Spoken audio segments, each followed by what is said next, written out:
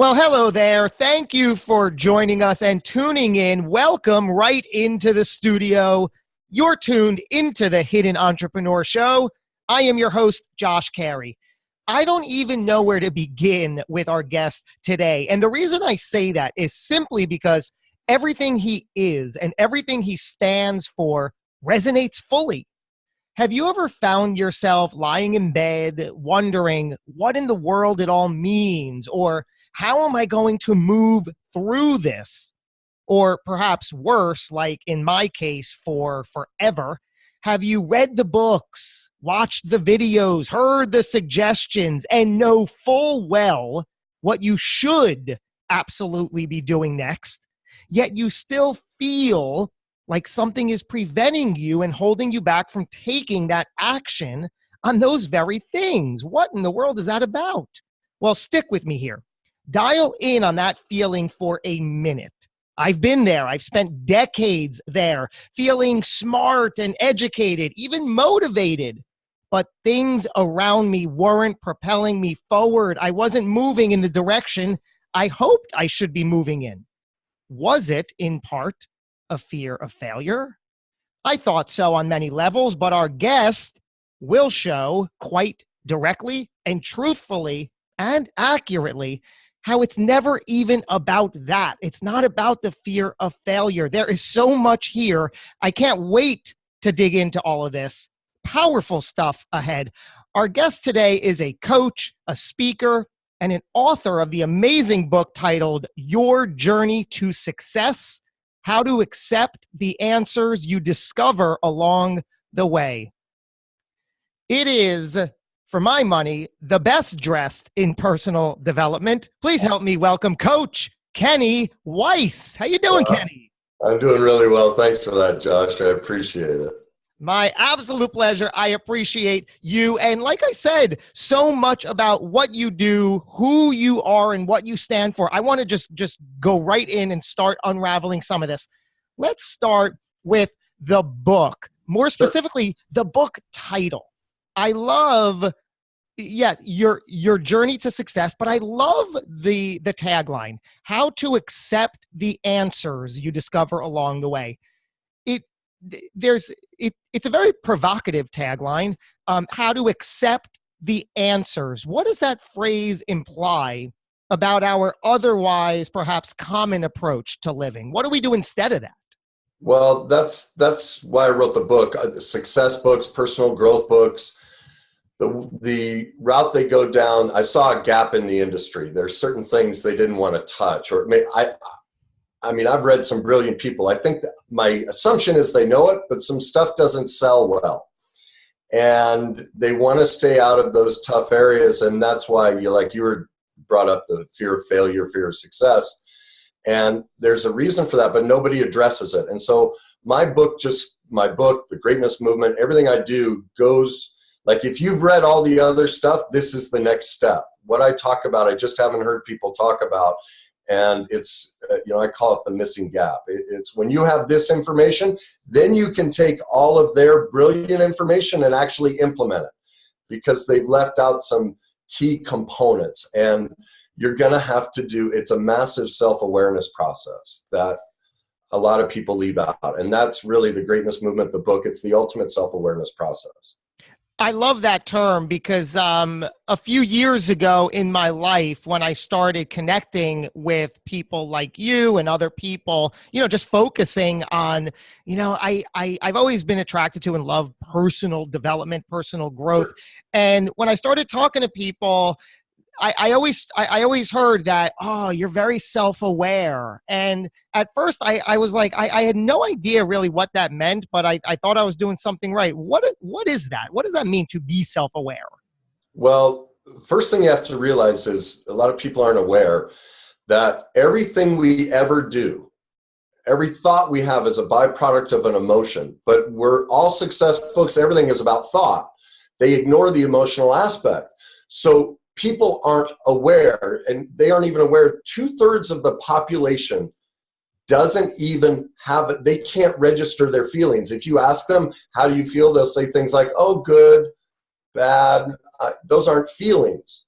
Good is a state. It has nothing to, it's a description. It's not how you feel. They don't even know. And so they're not self-aware enough to recognize that whatever struggle they're going through, personally or professionally, is emotion-based, because we as a society and culture, we don't want to talk about that. Yet, if any part of your life is not where your business, I know this is an entrepreneur show, if your business isn't working, you're kind of wasting your time chasing the next sales gimmick. Go find out what you're feeling, because you're making choices based on those feelings that are setting up dynamics that are keeping you from what you want. When you understand that, that's the self-awareness process, is recognizing I have certain feelings there, and where did they originate from? And I repeat them. And when I have that awareness, then I can create the shift in whatever part of my life I want. So brilliant. In that, I somewhat recently had that epiphany and aha moment for myself, where for years and years and years in business, I'm just, trying to make a mark, make a dent, make a dollar, and saying, okay, let me try this. And I spend time and give it my best and put it out there, and it fizzles out. And I'm like, oh, okay, well, let me try. Oh, this they're going to love. And I would just repeat that process over and over again to no real avail. And then it just perpetuates, like, oh, and then you start feeling bad about yourself, and you just go down that hole. And then I realized, like you said, wait a minute, it's not about what I'm putting out there, because it's all colored by me. I have this gunk, I have this emotional blah that is literally colored everything that I put out there. So until I get a hold of that and change that, nothing I do could possibly be effective. Well, your whole description, what that tells me is the decisions you were making on marketing or whatever you wanted to put out, they were based on what you were feeling. And you even used the word. See, people don't say think. They use feeling. They don't even realize they're saying it. You made choices based on what you felt would work. Well, if what you're feeling is off and you're not aware that those feelings are driving those decisions, you'll keep chasing the wrong process to your success, career, whatever it is you want. So until you recognize what feeling is driving the decision-making process and change that, that's when things click. But we don't go down that business coaching, all of it. They don't want to deal with any of that. Well, that's why a lot of my clients, they've worked with business coaches and they do 60, 70, 80% of what the business coach wants. But they're like, yeah, I don't want to do that, because a feeling comes up. And then the business coach can't fix that. That's not their skill set. Their skill set is A, B, C, D of structure. Well, since everything we do is motivated by feeling, they don't have the skill set to uncover what feeling's keeping them from doing that other 10 to 20%. That's my skill set, is to help somebody learn that and fill that gap. Brilliant. It's just so fascinating. And you say that when we have that feeling, perhaps when we know what we should be doing, but we don't do it, it's not a fear of failure? No, it can't be. Think of it like you started to say in the intro. We've all laid in bed or been out for a walk, whatever it is, sitting at our desk and going, God, I know I need to send this email. I know I need to call my wife and take her on a date, whatever it is. We know the answer, but what happens? A feeling comes up. We don't feel like doing it. It's not a thought. We all say that, I just don't feel like it.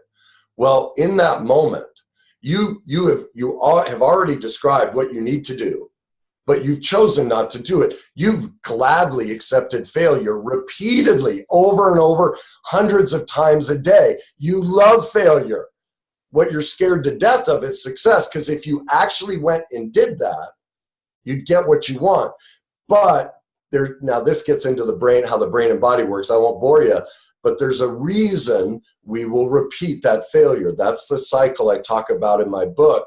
And so when you become aware of how that cycle is operating in you and why you keep self-victimizing like that, then you can and then I give you a huge amount of solutions to create that emotional shift so that you're no longer afraid of success.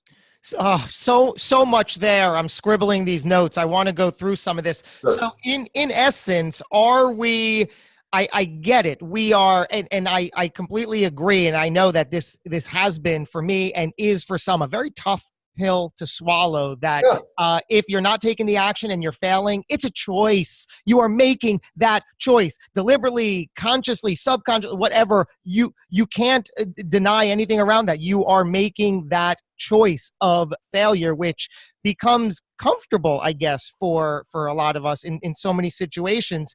So we choose to do that.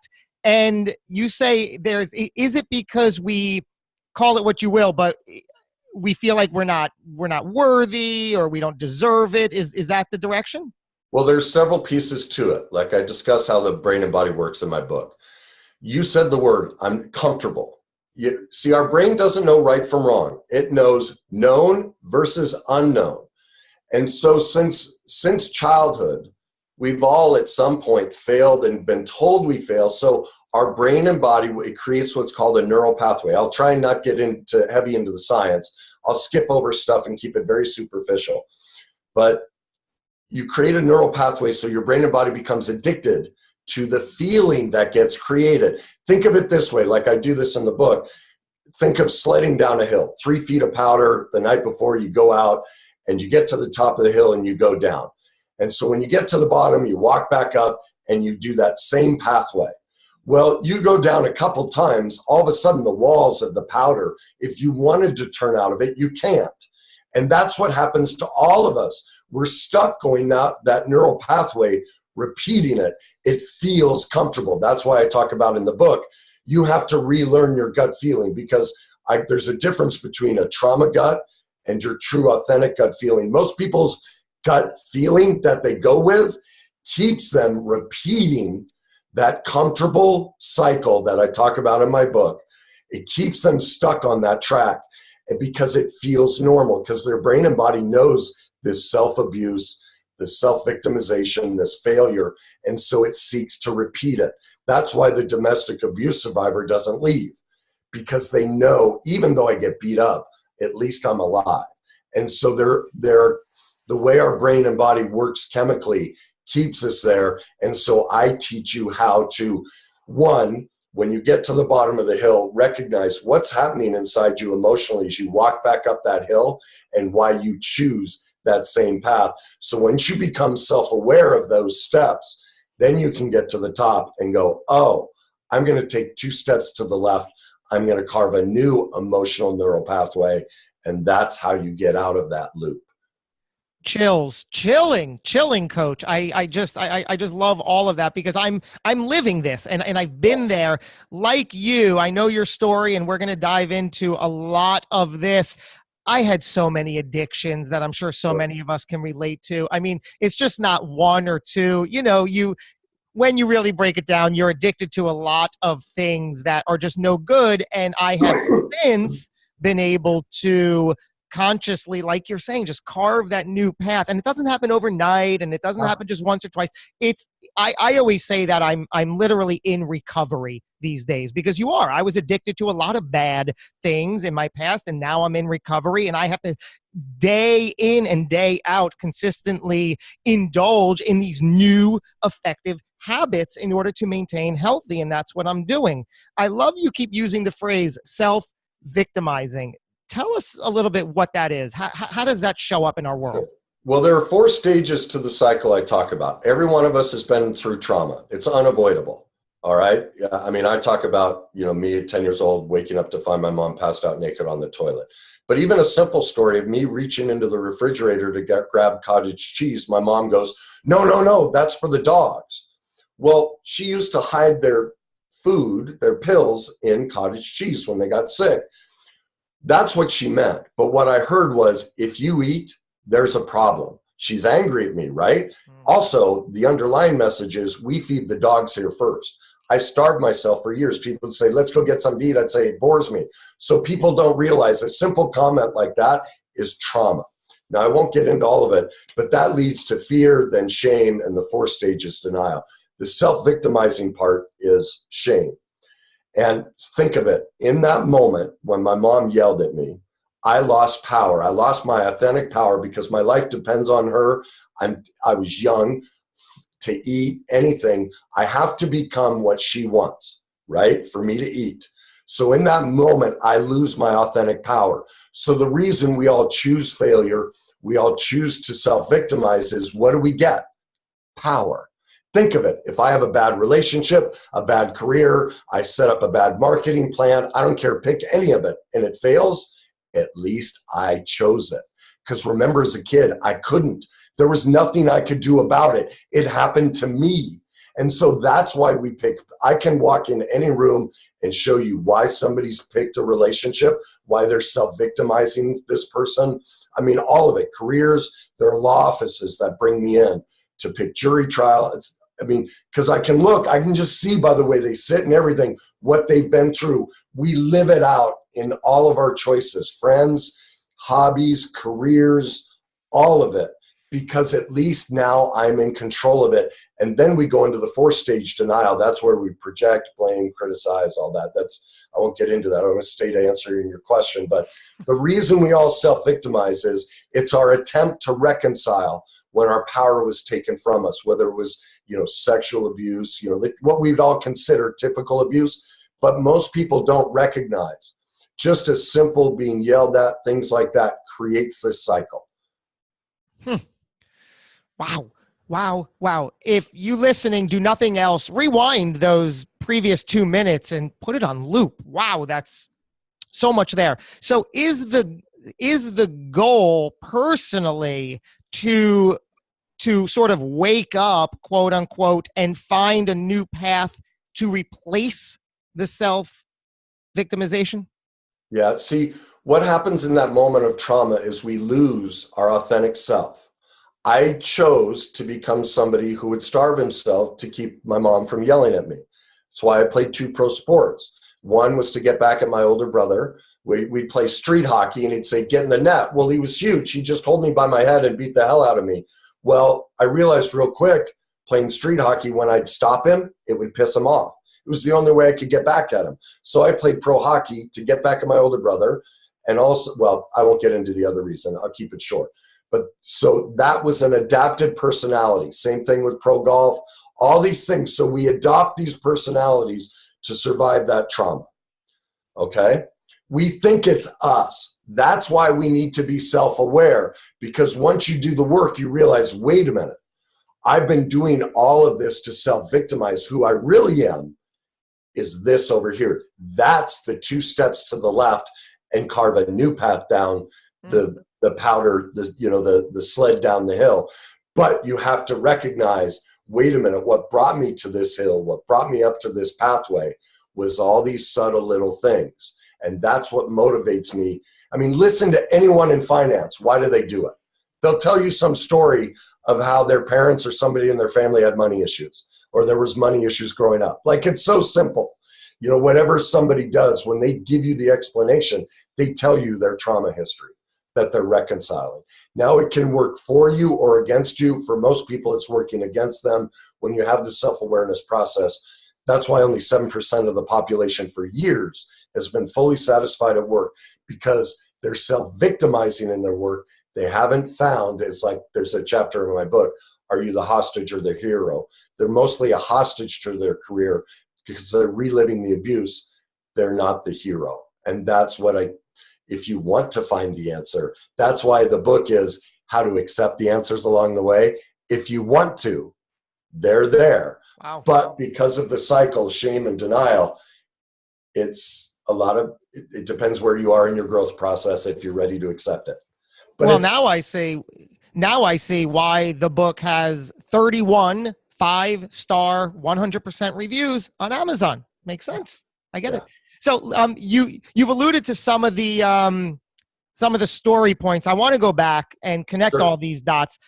Wow. Take us back, please, to Kenny Weiss, prior to Coach Kenny Weiss, way back in the beginning as a young child. I know, again, you already painted some of the picture. Start from the beginning. What was life like? What was life like for you growing up as a young boy? Well, my parents were 16 and 18 when they were married, 21 and 23 with 4 kids.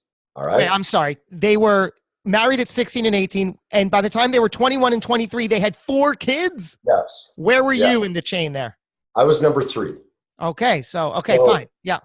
my mom became an alcoholic. Like, think of it. She should have done crack and heroin too, being that young with 4 kids. Yeah. The other thing you have to recognize is we don't teach anything about how to be a parent. None of us have taken a single class, yet you mention it, everyone gets defensive and goes, oh, I know what to do. Well, how? You learn from people who didn't take a class either. We go get training on everything, but the real key factors that drive our life, the things I teach, nobody wants to go near. Well, that's why you're struggling. It all boils down to this. So my mom became an alcoholic, and my dad was beat to death as a kid. He never hit us, but he was filled with rage.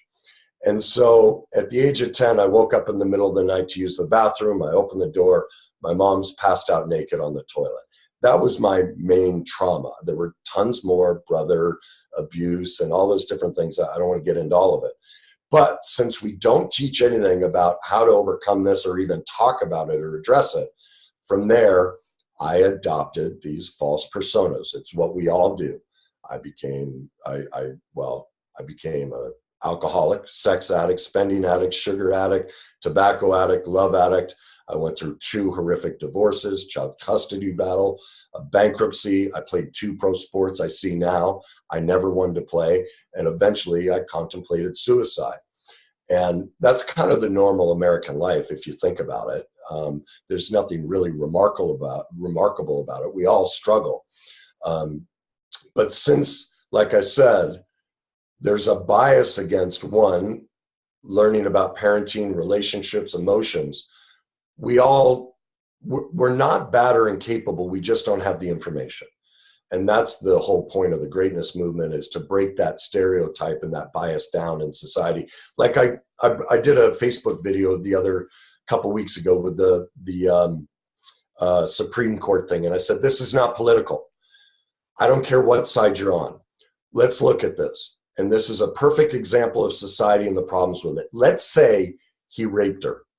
Okay. Why? Why did he rape her? Because at some point he was abused and he's acting it out. So the problem is the abuse he went through, not that he raped her. Now, conversely, let's say he didn't and she's lying. Why is she lying? Because of trauma and abuse she went through that's never been dealt with. But see, this is what we do. Then we spent weeks arguing over the symptom. But if we dealt with the cause 36 years ago and it was socially acceptable to address the trauma that either one of them had been through, whichever side you pick, we would have never been in this position. That's the whole point of what I'm doing. Is, could you imagine what it would have saved the country to not have gone through that fight if we'd have actually dealt with the real issue? That both have been through trauma that hasn't been addressed. And this is how it plays out. That's what we need to get to as a society. And if you want to succeed at anything, or as I call it, if you want to walk in your greatness, that's the pathway out. There's no other way. None. You can succeed and have the corner office and all that, but why are all the celebrities committing suicide who've achieved it all? Because they haven't dealt with it. They don't have the skills and self-awareness. That's why when people, quote, succeed and get all the money and everything, they're miserable, because they haven't reconciled. They used the trauma, just like me, the trauma and everything. It's the shame portion. It's self-hatred that we use to fuel ourselves to become successful, to try and fill that hole. And once we get it, we're left bankrupt because we've used the wrong fuel source. It's self-victimizing. It's self-loathing. It's not self-empowering. But no one's taught us how to do that. So darn true. Thinking about my darkest times, many of them, staring at that ceiling, and I know you similar. You just, should I end it? Is that the better direction to go? Even in those moments when you're just you just feel so terrible. Like we said earlier, there is a level of comfort, I suppose, because it's familiar, right? It's crazy. Because of the feeling. Think of it. When you're laying there, you know that feeling. You've been feeling it for years. You also know our brain is an organism looking to survive. It knows, look, I'm 20, 30, 40, 50 years old. I'm still here. We also know the process. Again, it's the sled on the hill. We know we've been here. We know after a couple days or weeks, it's going to change a little and we're going to go right back on that cycle. I'm familiar with it. I know it. But, and see, this is what people don't realize because we don't teach this. The mere suggestion of doing something new, because like I know this, people listening to the show, some have already left the show because I've triggered their amygdala. What people don't realize is every bit of information that comes in comes through the backside of their brain, their thalamus. You feel emotionally before you ever get to thought. If we see, touch, smell, hear anything new, our amygdala fires. That's our fear center. It goes, whoa, this is a danger. And that's why we don't change. People listening to me will be shutting me off, going into denial, going, no, I don't know this. I've never heard this. He's wrong. He's crazy. I don't want to hear it. And that keeps them repeating. They never, because when our amygdala fires, we can't get into the front part of our brain, which is where we think and do reason and make decisions. So we stay in the emotional portion of our brain, and that's what keeps us repeating it.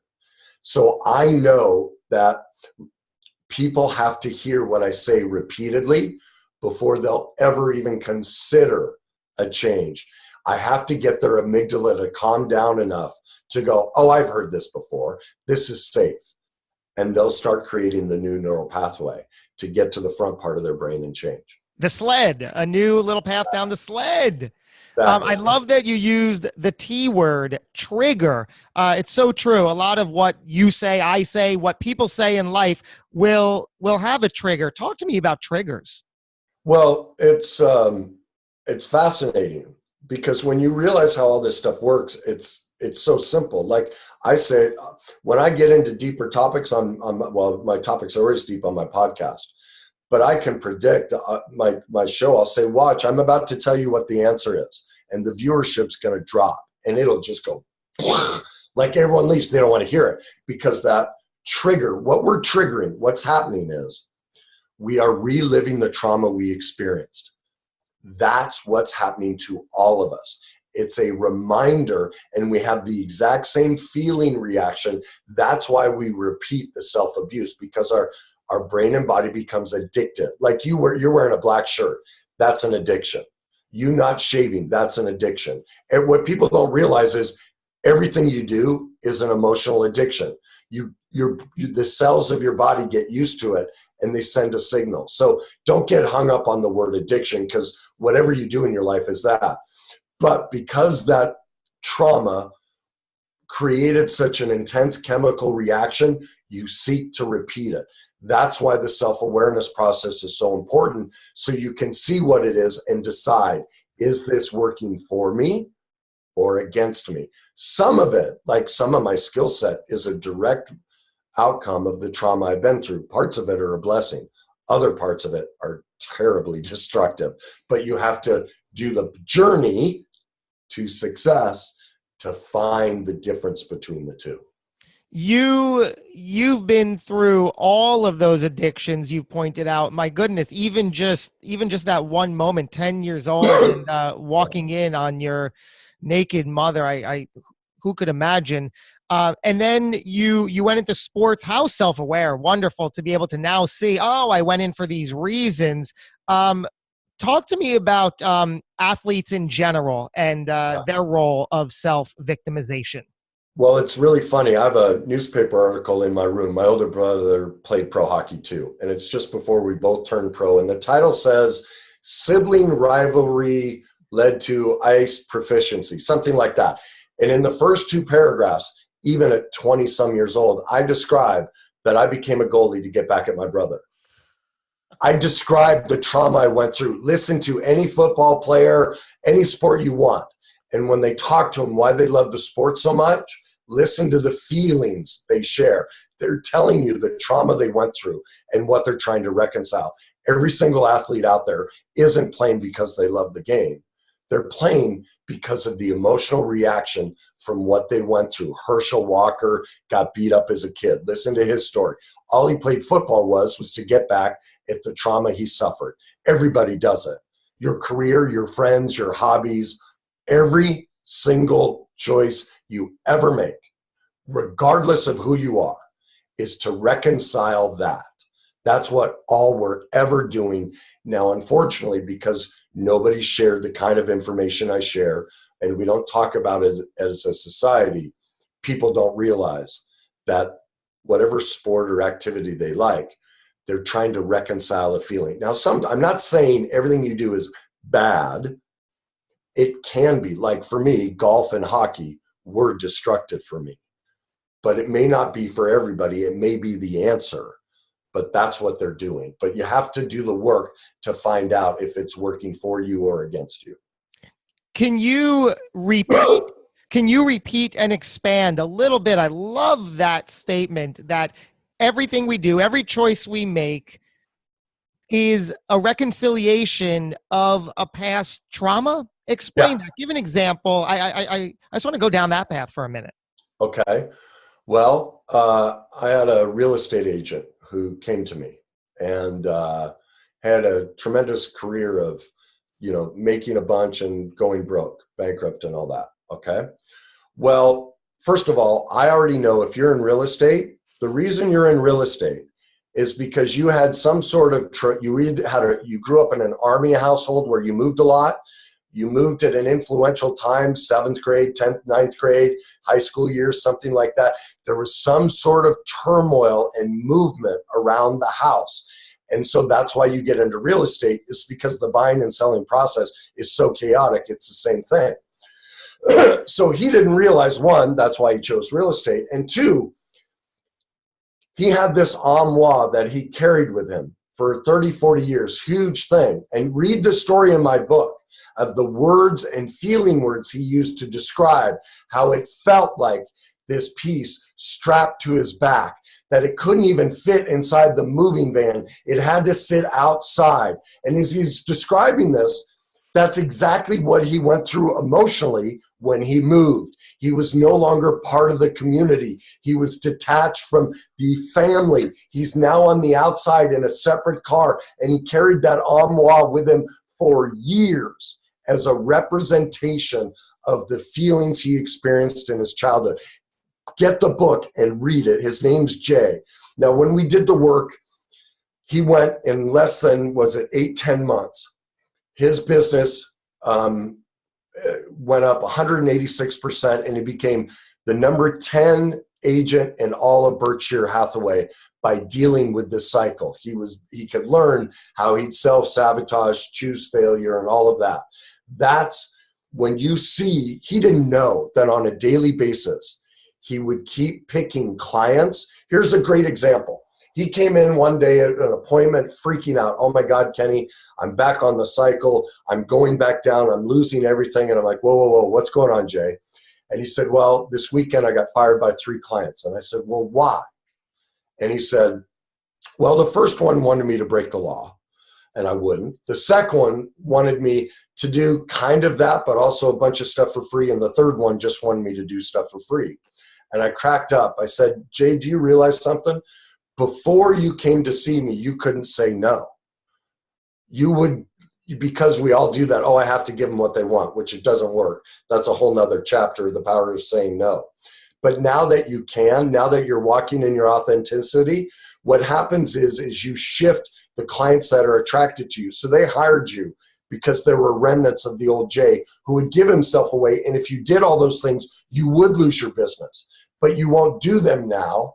And so they recognize they can't manipulate you. What you just did, Jay, is you broke your cycle. He didn't see it.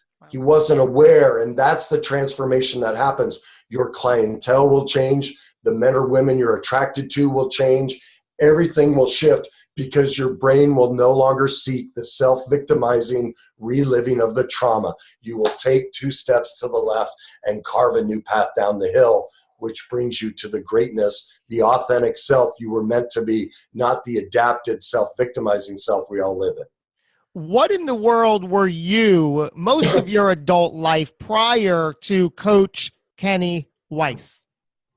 I was known as a star athlete. That's basically who I was all my life an athlete. I also built homes and custom furniture at one time.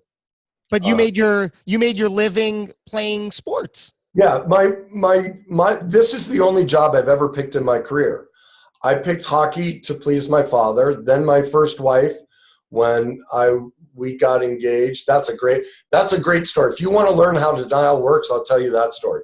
But Yeah. he wanted me to give up hockey and get into construction, so I did it.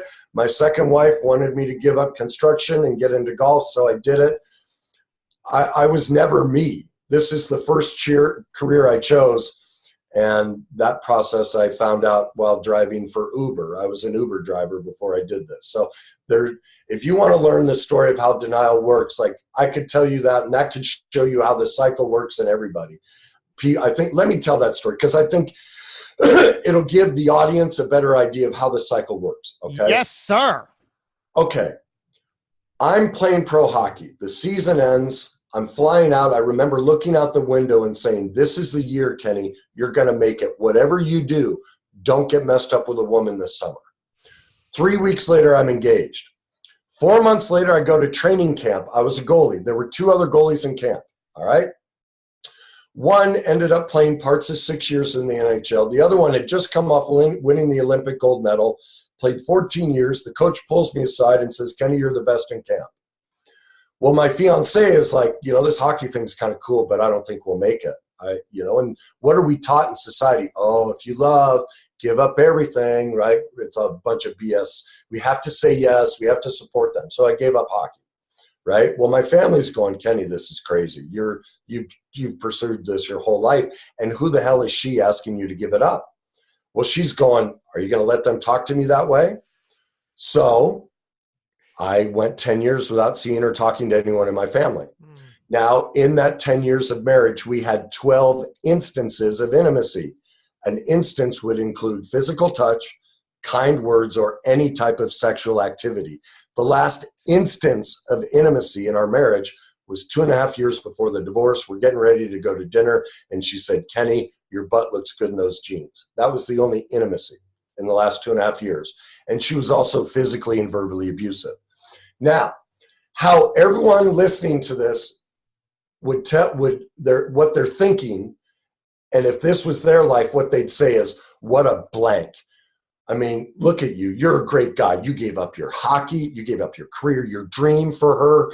You gave up your family. You gave up sex, and she beat you up. What a brutal person. You're great, right? Bunch of baloney. That's denial. That's the cycle.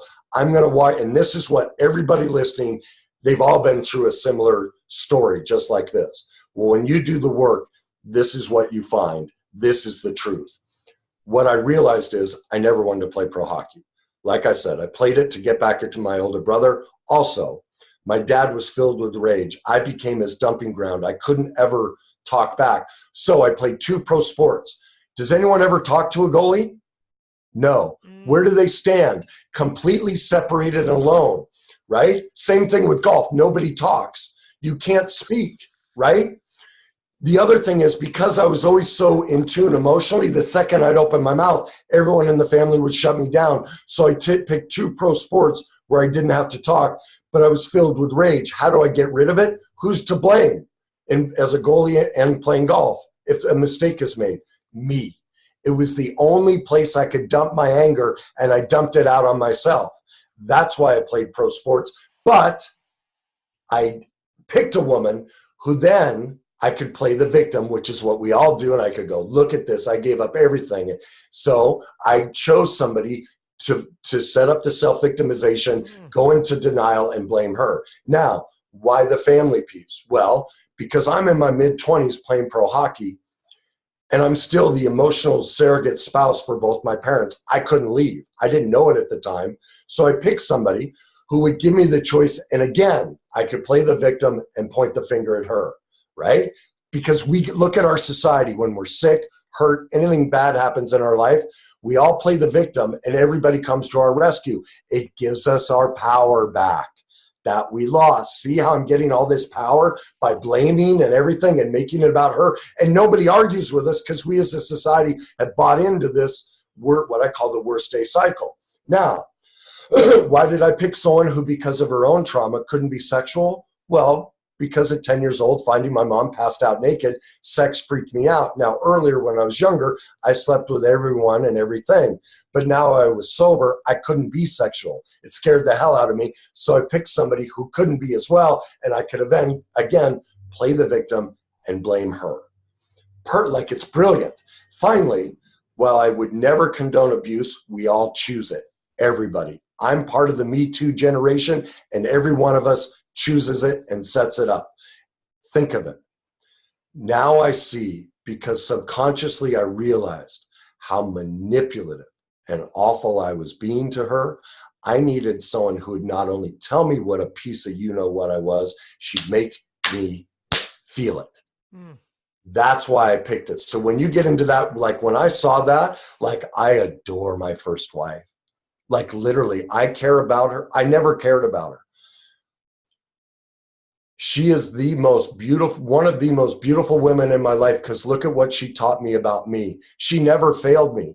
Based on who I was at the time, she loved me perfectly, because those were all choices I made. I set it up. Like, where did she fail me? She was perfect for me.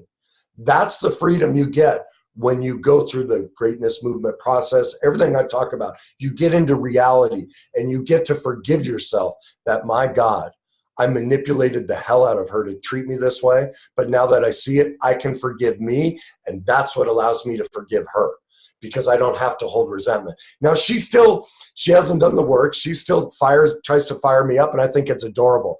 15 years later, she still is trying to love me. Like, how lucky am I that she still wants to love me? She just doesn't recognize I've grown. I don't need to be loved that way anymore.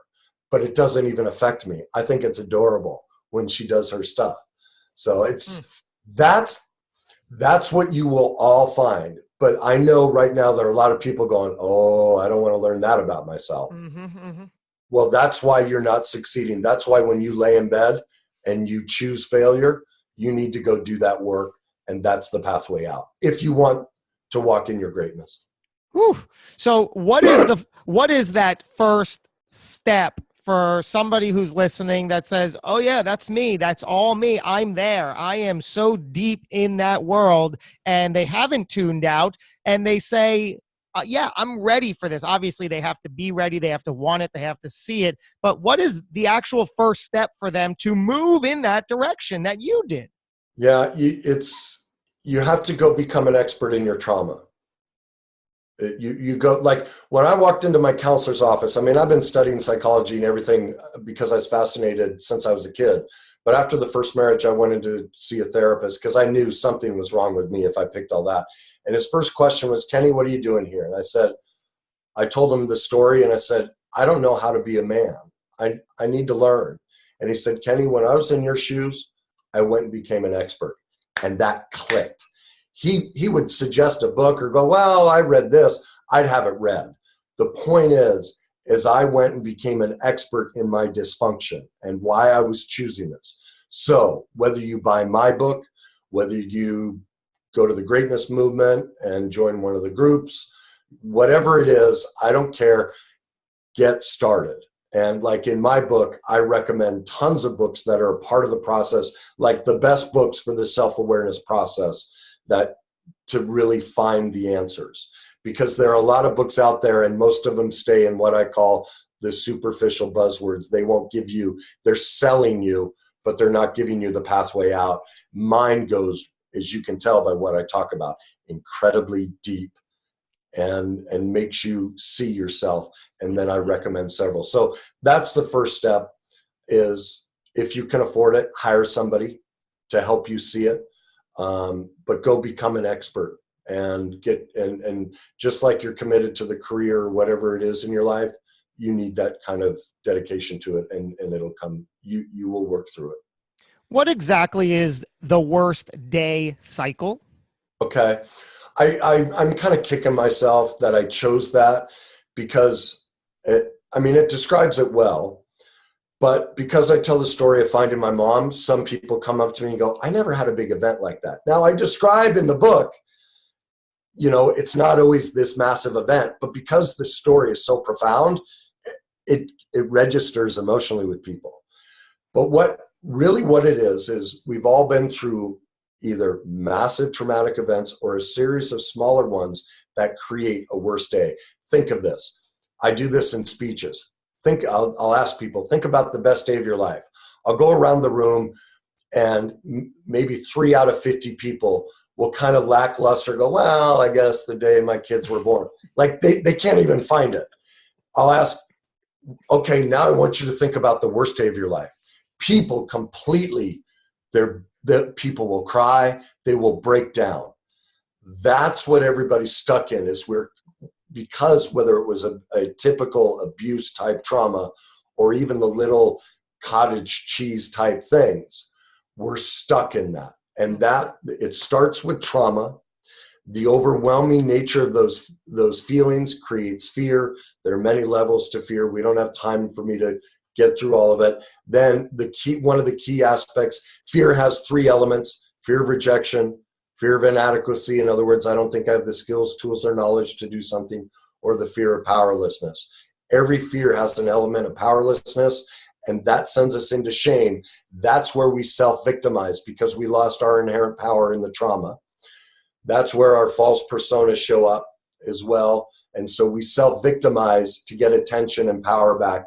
But because we're not aware and we don't talk about it, the 4th stage is denial. We judge, blame, and criticize. Like, I know this. Here's a great example. Well, I won't do it. Anytime you judge, blame, or criticize somebody, you're talking about your worst day cycle. You're talking about you. You're never talking about them. But because we don't have the skills and tools and knowledge, that denial then recreates trauma, and we start the whole cycle again. That's why you're laying in bed in that feeling, choosing to fail. You are repeating the worst day cycle ad nauseum all day long. Everybody does it. This is not a certain personality. This is a human dynamic that I could sit with anybody and within 2 questions go, there it is. That's you. I have whatever personality assessment you've taken, DISC, any of them, I don't care. They are just an expression of how you're operating the worst day cycle. When you go work on that, your personality profile will shift. You can go from an ENFP to an INFJ, whatever. It'll shift when you do the work, because you'll get to your authentic self. My goodness, I can't believe where you've come from, who you are today. Speaking of who you are today, what are 1 or 2 or 3 daily habits that you absolutely do to keep you laser focused and on track? The process to this, there's a lot of steps to it, but I had a greatness group meeting last night, and they're just small, intimate groups, 8 to 10 people. And we're in the denial portion, which is very difficult, because you really see parts of yourself. You're like, oh my God, I didn't know that was me. And some people, the natural, remember how the brain works, they want to pull away. And I said, look, if you choose to do nothing in this program, you do 2 things. 1, you do the affirmations that I talk about. Now, everyone's heard, affirmations are cheesy, but the key with an affirmation is it's not the words or the thought, it's the feeling. Like I joke around, but it's true. Like, I wake up every morning, I've been stuck for 2 years. I look down, I go, God, I love my feet. Like, I have gorgeous feet. Like, I just do. Like, I don't care what it is. Your eyes, your intellect, it doesn't matter. But something, like, you can tell when I say it, like, I really believe I have great feet. What we need to shift out of the cycle is to create a new emotional neural pathway. That's not self-victimizing, it's self-empowering. So you don't just say them, you write them down, because it creates a chemical reaction. So wake up every day, write down 3 things you love about yourself. If there are parts of yourself you don't like, back it off and say, I'm willing to like my body. Say you're fat, you feel you're fat. That backs it off enough and gives your brain permission to start accepting yourself. Then at the end of each day, write down 3 things you accomplished. Most of us go to bed going, I suck. Well, you got up, you took a shower, you fed yourself. You're going to have a long list. That's going to start creating it. So that's central every day to do that. The other thing, the most powerful thing you can ever do is mirror work. I guarantee I would be shocked. I don't know how big your viewership is, but I don't care. From 1 to 10,000 people listening, there's probably one person who could actually look themselves in the mirror and say they love themselves.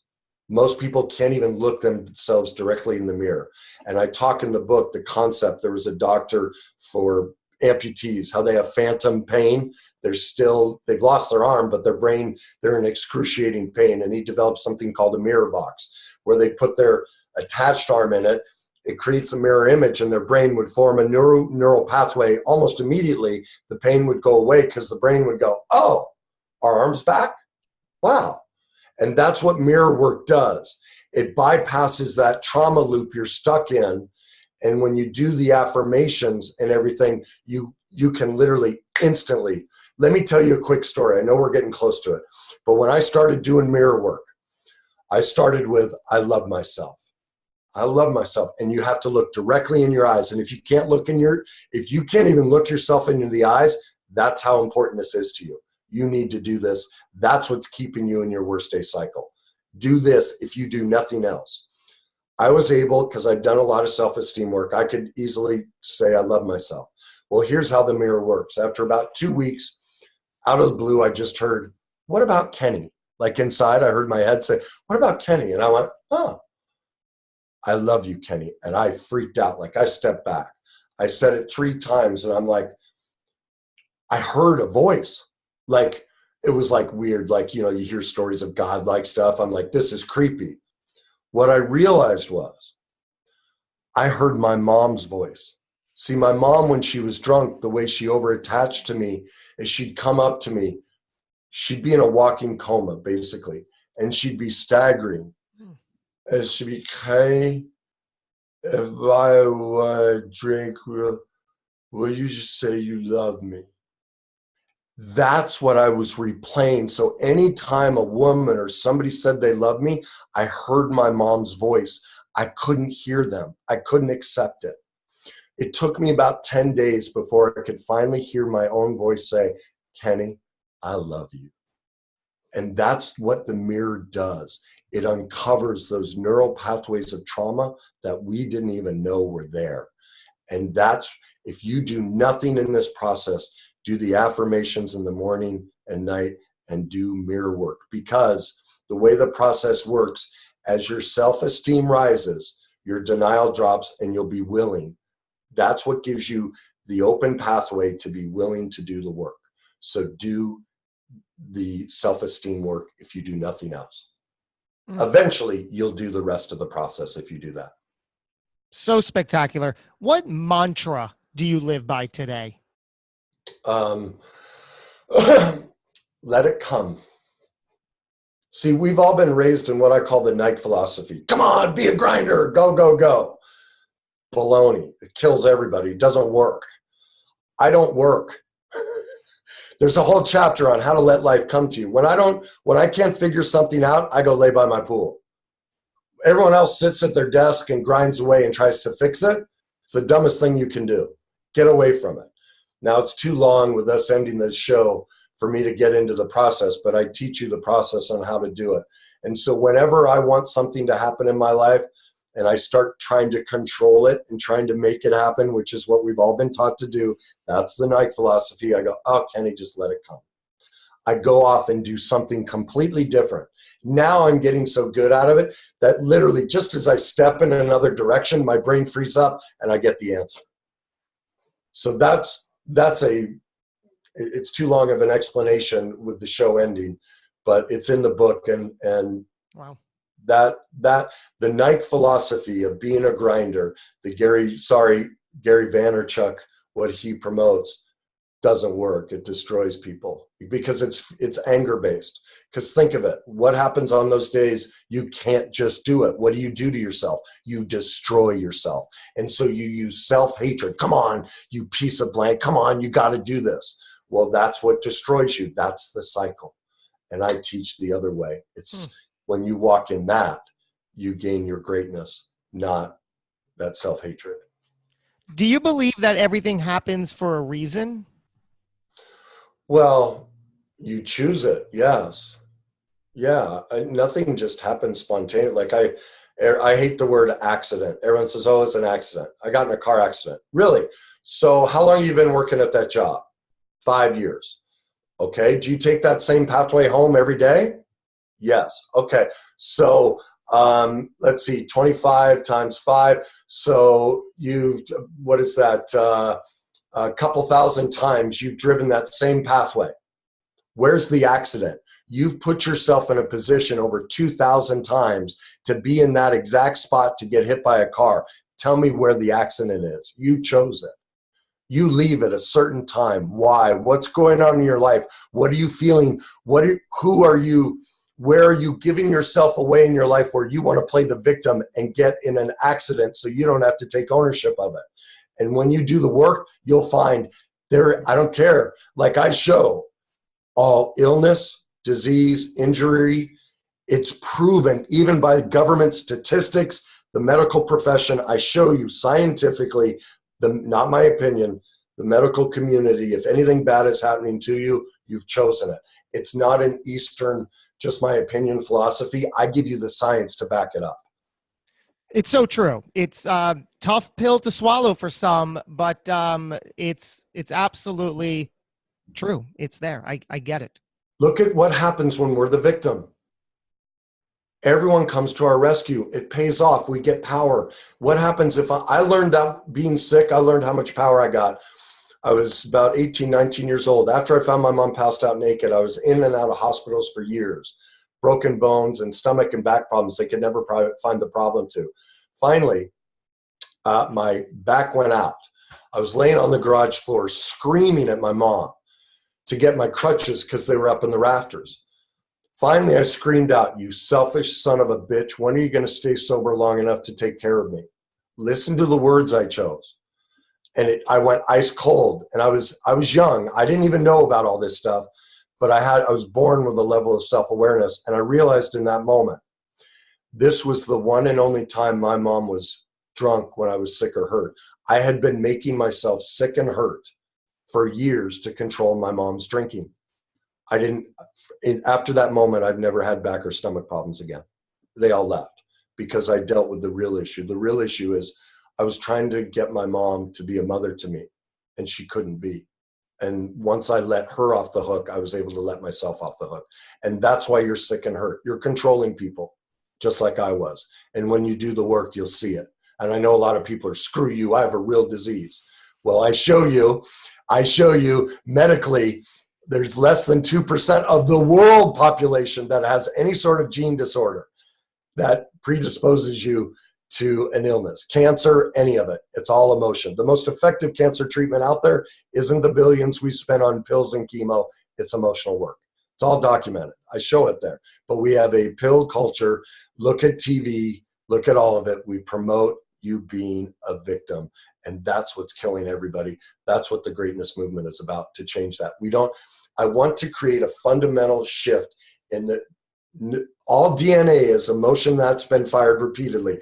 That's what creates DNA.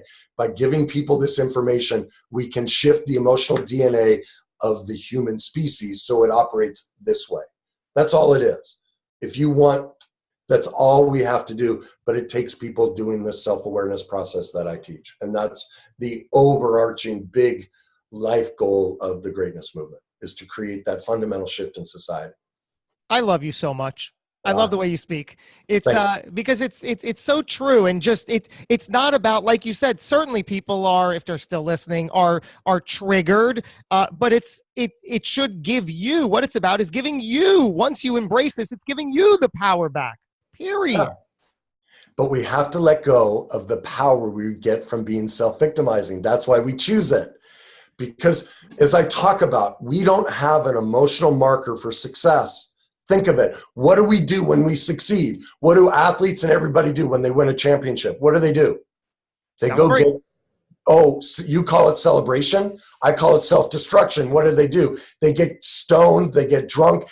They take themselves out of the bliss of feeling empowered and successful, and they destroy themselves. Oh, with numb altering substances. Yes. That's how we celebrate, is we self-destruct. like you proved my point. Yeah. That's the emotional DNA that the society is caught in, is when we do something well, we destroy ourselves. Instead of living in, we don't like, because we don't have that neural pathway that's cemented in us of walking in our greatness. What we have is self-victimization. And so even when we quote succeed, we all take ourselves out of it and choose failure. Wow. Every one of us. Wow. That's what I'm trying to teach, is you don't have to live that way. You don't have to celebrate in a way that destroys you. Wow. Talk to me about this side of it. Are you spiritual or religious in any ways? You know, I went through a period that after my first divorce, where I went to church a lot. I would never call myself religious, but spiritual. But as I did the work, after my second divorce, coming out of the suicide, I was contemplating suicide, and I finally put the full pieces of this together. I kind of had an epiphany. And I was in an airport, and I don't know, I'd done some research on God and the devil just before I left. And I was sitting there waiting for my plane, and I went, oh my God. Okay, if you believe in any God, whichever one it is, I don't care. What's the basic premise? That it, he, she is perfect, right? Well, in every religion, there's a counterbalance. There's a devil, right? Okay? I'll just keep it in Christianity. God's perfect, right? The devil is bad, right? Well, who made the devil? Because God makes everything, right? God did. So what's the devil? The devil is God's darkness. The devil is God's worst day cycle. The devil is God's self-victimization. The reconciliation of all spirituality is when God and the devil, when they reconcile. And so what my book is I don't talk anything spiritual, but it's a reconciliation spiritually of the darkness that we all have, that pain and trauma we don't want to deal with. And when you become an expert in it, when you become the expert in the devil in you, you come together. And that's the essence of God. God is in, what does the Bible say? God is in all of us at all times, unless we push it away. What does that mean? When we're not walking in our greatness, when we're in our self-victimizing devil, we are detached from ourselves and God. When you go do the work and you reconcile, like I have a chapter in the book called The Day I Saw My Darkness. It's when I saw how absolutely manipulative and narcissistic and ugly I am. That was the day I got set free. That was the day, that and one other thing with my father, is when I was able to see how to live in my greatness and out of my self-victimization, out of the devil. And so if you do the work, and it's tough because of denial, it takes a while to see it, but you'll see the process I'm teaching is a biblical process. It is, but I just don't use those terms. But it is how God himself, or herself, whatever you believe in, is reconciling it in the Bible as well. What do you believe happens when it's all over? When our time here on earth comes to an end? I have absolutely no clue. Like literally, I don't know. And I don't think about it, because I don't obsess about death. I'm just here, and it'll be what it's supposed to be. I guess, I honestly, I think there's a piece of me that needs to grow more, that's not ready to, like, at some point I'll probably investigate that, but I probably haven't grown enough to tackle that. And that's why I don't really think about it. I probably have a life experience waiting for me. As I've learned, no matter what you do, their life experience is waiting for you. And once I have that life experience, kind of like this God-devil discussion, that was born out of life experiences. And so because I've never really contemplated what comes after, there's probably a life experience waiting for me so I can contemplate it. And it just hasn't happened yet, because it's not something I ever really think about. What a great answer. I will leave you with this final question. Coach Kenny Weiss, how would you like to be remembered? I would like to be remembered as somebody who started a movement to fundamentally shift society. That at some point I'm a footnote, because the whole design of the greatness movement is right now it's centered on me. I'm the one talking about all this. But as the groups come, they start their own groups, and this becomes a fundamental shift in society, so we don't destroy ourselves, but we walk on our greatness. So at some point I would love, I don't need the personal recognition. Like, I don't need that anymore. When I was playing sports, I needed it. But that would be, at least for my kids or grandkids, way down the line, they're like, yeah, that whole greatness movement, the way we all live, that started way back there when he found his darkness and all this stuff. That would be the legacy, or the way I'd like to be remembered. The one who created a fundamental shift in society like we've never seen. I'm just in awe of this dialogue. I thank you. Yes, thank you for showing up. Before we part ways, give us a brief overview.